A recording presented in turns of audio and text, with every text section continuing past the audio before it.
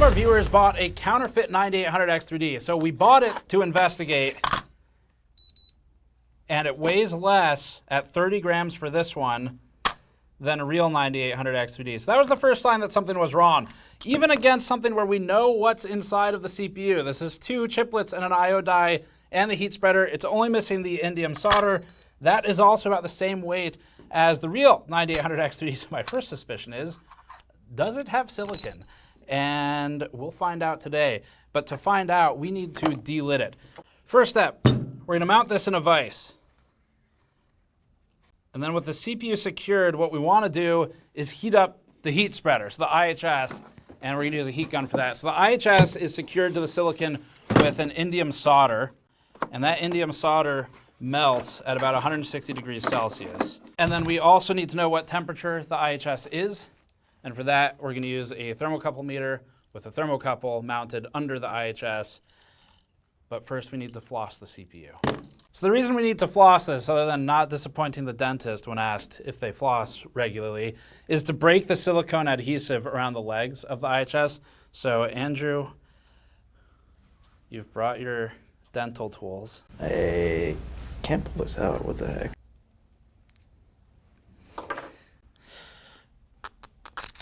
There we go. Oh, nice. Okay, cool.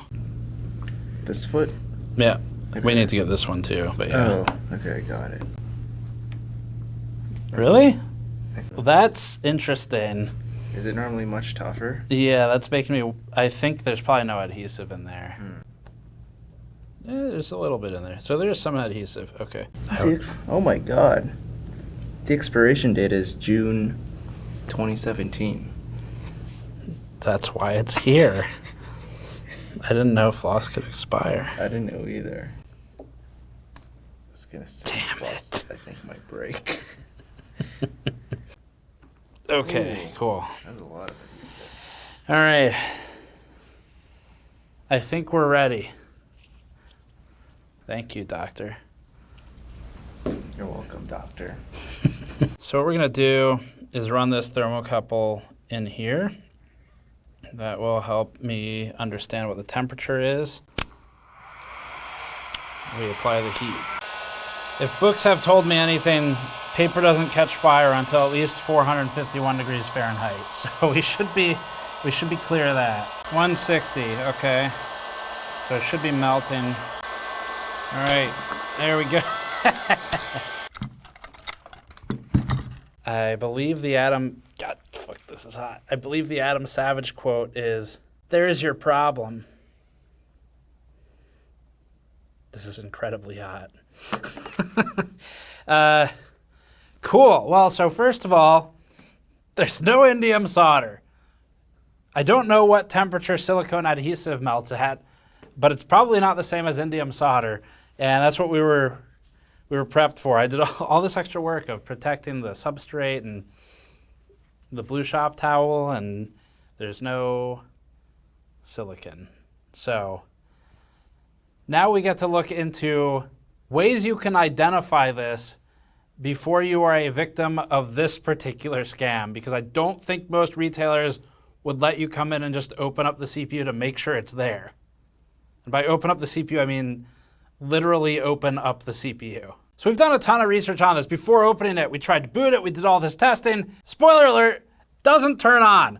But one thing that's interesting right away is you can see on this fake one, they've actually pulled the IHS down. So there's this protrusion internally to, you would think, meet with the silicon. There's no silicon though. So what they're doing is they're pulling it down so that if you were to look at it like up against a light, you still see something there. So it's not just a straight shot through. This is a real one. This was never lidded. So it's not delidded, it's never lidded. And you can see that the protrusion of the nickel-plated IHS, it doesn't exist here. It's also gold-plated. Adding gold would probably cost too much if you're scamming people, because then you're just giving them gold. But the point is that there was some serious effort that went into this particular scam. And we've got a lot of exploratory research we've done to look into that.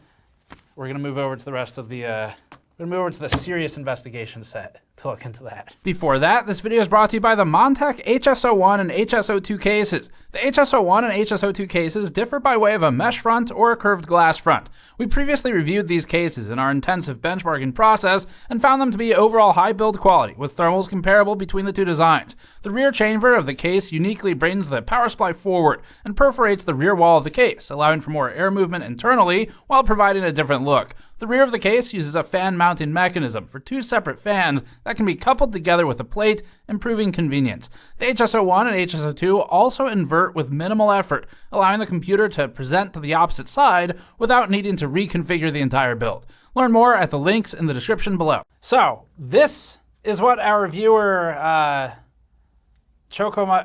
okay, I'm not reading that. The user received this after ordering a new 9800X3D from Amazon. And it was neither new nor was it 9800X3D. Obviously, there's nothing on it. It's just a substrate with some glue that attached to an IHS. And this IHS does look like an AMD IHS.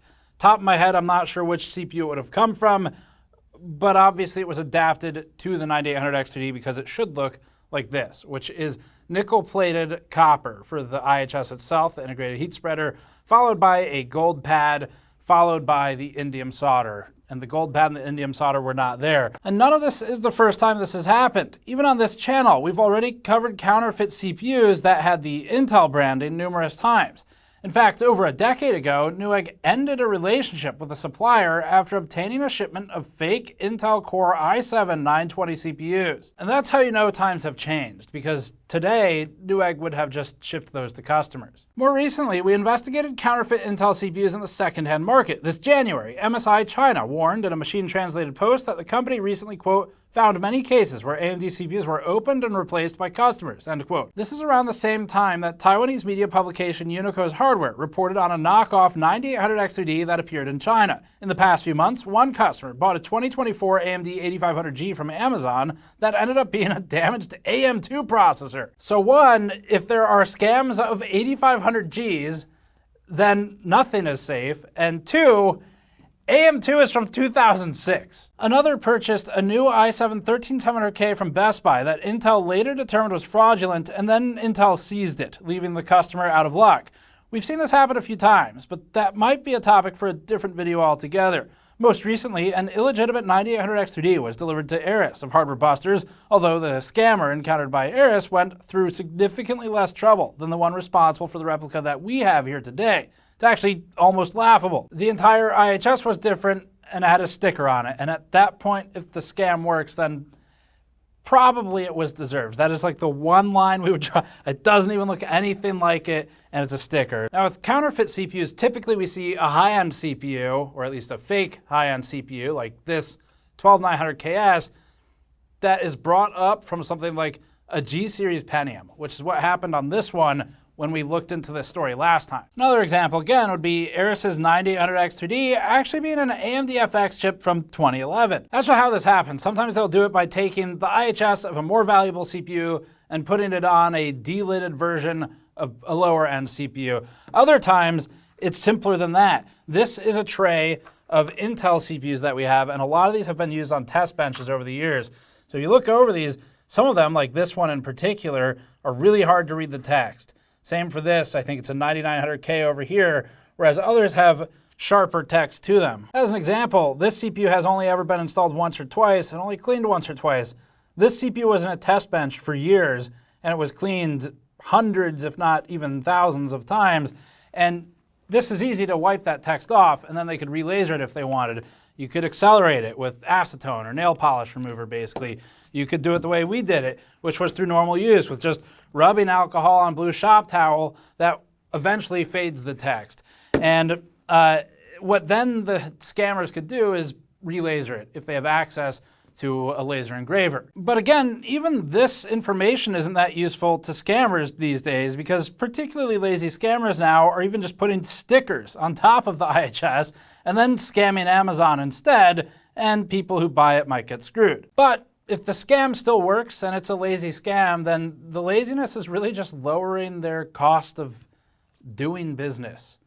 however illegitimate it might be. We originally believed this so-called 9800X3D sent to our viewer might have been a rebadged R5-7600, but after a failed test boot and upon closer inspection, we no longer think that's the case.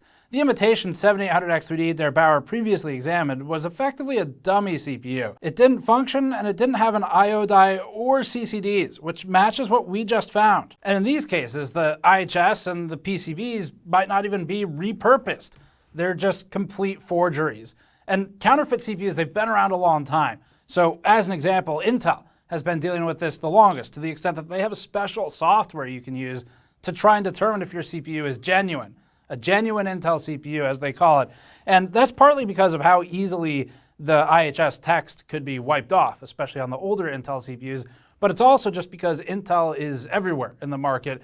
And up until most recently, it has been the number one choice for DIY until AMD came through and kicked its ass. And so there were a lot of counterfeits out there. Illegitimate chips may feel more prevalent as of late, and the opportunity for scammers is certainly increased due to the unprecedented demand for CPUs like the 9800X3Ds. But the reality of the situation is the number of customers who will actually come across one of these is still extremely small. At the time of writing this, the number of reported incidents that we found for fake 9800X3Ds is in the single digits or just a little bit over. Now luckily, there's lots of ways to detect these, so if you're planning on buying a CPU like a 9800X3D, especially if you're buying it maybe on eBay or something where it's likely to have been opened before, there are a few ways to try and look at just the images, assuming they're the real images of the device, or you get to see it in person for an in-person transaction, and you might be able to detect it physically before ever turning it on. So this is the fake 9800X3D, the one that we just delidded. This is a real 9800X3D, but it's one that was killed on an ASRock motherboard, but it's still real.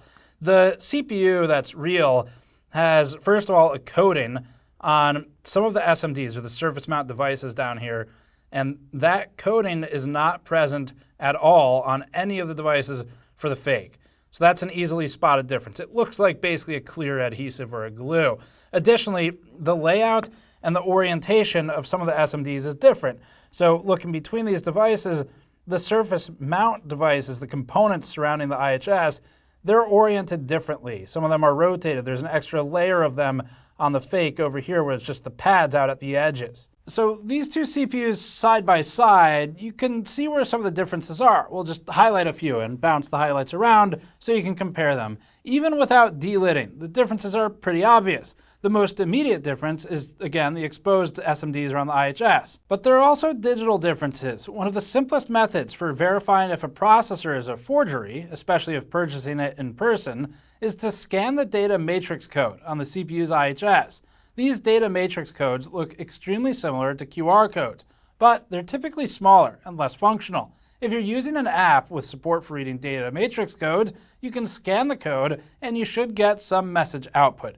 Typically, it's a single line of text in the format of serial number underscore part number. In the case of the counterfeit, the code can't be scanned at all. This would be a useful way of verifying in person, like if you're buying from Facebook Marketplace or something. Other telltale signs relate to the processor's packaging. In our viewer's case, there were clear signs that the packaging had been tampered with, and that the serial number on the box didn't correspond to the one on the heat spreader. These are both immediate red flags. Now, of course, neither of these help you, unfortunately, if you're buying through retail and you're not going to see the actual product you're receiving and its packaging until you get it. And so that's where relying on the retailer to actually honor their return system is important. But there are other physical red flags, and especially some between the real and the fake 9800X3Ds we've seen, that we can go over further. There's also no consistent standard across counterfeits. So as we talked about earlier, there's lots of different ways to fake them, which makes it a moving target. But hopefully this list can help emphasize some areas for you all to pay attention to if you want to double check that the CPU is valid and if you're questioning the CPU's legitimacy. As seen in this side-by-side comparison, first, the PCB's color is different. This is the most evident deviation when the processors are directly adjacent. We already showed the weight difference at the beginning, so that's another clear one. As we previously mentioned, there's no coating on the scam CPU's SMDs. The layout and count of exposed SMDs don't match, and as seen on the 9800X3D's bottom edge, the first row of SMDs includes 4 horizontally mounted capacitors, followed by a row of 6 vertical ones. In contrast, the SMDs on the fake CPU's bottom edge consist of 2 rows with 5 vertically mounted devices, followed by a 3rd row that's not found on the true 9800X3D. As for the SMDs along the IHS sides, the upper group features an extra column of SMDs on the fake. In the SMD areas beneath these, in the outermost column, the authentic 9800X3D has 2 vertically mounted components, whereas the fake uses 4 horizontally mounted components. Now, we originally believed our counterfeit might have been a rebranded 7600, as seen in this comparison of a 7600 to our fake. The similarity in SMD placement is much stronger. The font of AMD Ryzen 7 9800X3D is also larger but less bold on the replica. And on that same note, the part and serial numbers stand out as particularly long. There are also discrepancies in the space above and below the IHS text, almost as if the text as a whole had been shifted upwards on the fake. On genuine Ryzen processors, there's a thin, slightly different color outline on the substrate, which isn't found on the lookalike. Instead, the fake looks noticeably worn around the PCB edges. Near the bottom left-hand corner of the CPU, there's a golden PCB number that's correlated to certain SKUs. The PCB number on 9800X3Ds is 33050, but the replication lists 32546, which refers to R5 and R7 7000 series CPUs. While the batch number itself is the same, the font of the counterfeit PCB number is noticeably bolder than an authentic 7600's number, indicating a forgery. In the same corner, but on the bottom edge, there's a secondary PCB number that's practically invisible to the human eye. The secondary PCB number is found on all the genuine processors since AMD 7000 series and not on the fake. And with a microscope, we were able to detect that the protrusions found on the midpoints of each IHS side are slightly thinner on the reproduction model, but it's very close. Moving to the underside of the chip, the PCBs look almost the same aside from the color of the substrate. One difference is that the real substrate has small dots along the edges, not seen on the knockoff. Under a microscope, there's a clear contradiction in the pad appearance. The pads on the real substrate appear flatter with the PCB, whereas the fake's pads look either slightly raised or sunken, depending on how you perceive it. Strangely, we experienced unusual difficulty when unsocketing the imitation CPU from our test bench, which we believe was caused by this peculiar pad placement. So the one we got isn't a perfect fake, and any one of these things on this big list that we just gave you isn't necessarily going to be present on all of these fakes. So a CPU being lighter than it should be, for example, especially by 7 or 8 grams, which is kind of a lot on the scale of a CPU, that might not be the case for every fake CPU. They could still use a CPU with actual silicon, just maybe something lower end. And so how something like the blank we have, where did it go? Nothing of value was lost. It's okay. There it is. No, that's the real one. Crisis averted. Something like this, I really want to learn how this happens, because this is, I mean, it's a real AMD substrate, or at least it looks like it. It could be an extremely good fake, I guess, and it wouldn't be terribly difficult to make one of these, but it would require a lot of work. As a step beyond that too, it's not even like the silicon was pulled off of it. It just was never there. This, I would love to learn how this happens, and so separate from today's video, if you have leads on how specifically this happens, where there's no silicon at all, send us a message at tips@gamersnexus.net. Either way, it's concerning how good the fake is, despite not being perfect, because this isn't one where it's like a scammer is just gluing a 9800X3D genuine heat spreader from a delidded 9800X3D that's in use somewhere to a 7600 PCB. This is a step further than that. It took some effort to make this and to doing the replication to make it look as close to legitimate as possible. AMD has some validation tools to try and help with this. They're not as sophisticated as Intel's, but they exist. AMD has what it calls a 4-step verification process, which includes ensuring the product box is sealed with no signs of tampering. That's not that helpful if you're buying it remotely. Ensuring the holographic authentication sticker and separate holographic valid strip are both seen on the box. Also not helpful if you're not physically buying it. Scan the QR code, they say, on the AMD label to verify product details, so you would need it at that point, and confirm the CPU serial number on the CPU matches the serial number on the box. So these last 2 steps are similar to some things Intel does. But unlike Intel with its warranty check, AMD doesn't have a simple tool that allows users to type in and validate the CPU's serial and batch numbers. AMD's closest resource functionally is an online service request form. So we filled out this form twice, once with the counterfeits information and once with a real 9800X3D's information as sort of a control. And we explained in the problem description text box that our goal was to verify the processor's authenticity before listing the part, the batch, and the serial numbers to AMD. For the genuine processor, AMD answered, quote, according to our records, serial number and then the number corresponds to part number and then the part number, with additional tips attached for processor verification. For the illegitimate 9800X3D, AMD replied and simply said, it appears that the serial number you provided is incorrect, end quote. Ensuring the serial number and part number match in AMD's database isn't foolproof, but it could possibly serve as an additional method for verification for some users. In our experience, AMD typically took about 1 to 3 business days to get back to our support requests. Ideally, AMD would have an alternate resource that doesn't require the user's email and also provides an immediate response, similar to what Intel offers. This isn't exactly a widespread issue yet, but we'd like to see more than just the 4 tips currently being offered by AMD. The company is definitely aware of counterfeit reports, if for no other reason than we've emailed them about those reports, but they almost certainly knew about them before that too. And they should consider a separate tool to improve and streamline that validation process, remove the support aspect of it. CPU validation tool support is one of the few areas that Intel is actually currently stronger than AMD regarding processors recently, and it's been a growing problem in recent years. Now there's another aspect to this scam, which is Amazon. Amazon is another problem here. And one of the reasons is we showed this actually in a GNCA video where we bought a power supply and we got the power supply box for that power supply. When we opened it, it was a different power supply that had been returned by a different user and somehow recirculated back into the new supply for what should have been the correct one and then was shipped to us. And this is a common issue where Amazon almost certainly is not the entity, nor its employees almost certainly, that's doing the scamming.